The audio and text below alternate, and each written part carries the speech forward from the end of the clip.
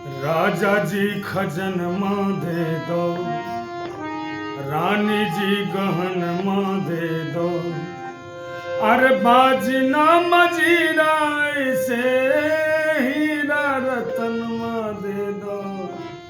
राजा जी खजनमा दे दो, रानी जी गहनमा दे दो, अरे बाजना मजीरा से हीरा रतनमा दे दो। रानी जी गहनमा दे दो, राजा जी खजनमा दे दो। प्रणाम सब गोटे के, जय मिथिला जय मैथिली। और अपने सबके सूचित कर रहा छी जे 17/8/2025 को श्री कृष्ण पूजा जन्मोत्सव के शुभ अवसर पर आबि रहल छी। श्री श्री 108 महावीर रामायण संग कृष्ण पूजा के अवसर पर पचाढ़ी मधुबनी नज़दीक में रहनिहार सब श्रोता से आग्रह जे अपनो सब आबी और इस सुंदर सन कार्यक्रम के आनंद उठावी। अरविंद सिंह सांस्कृतिक मंच के सब कलाकार के आशीर्वाद दी।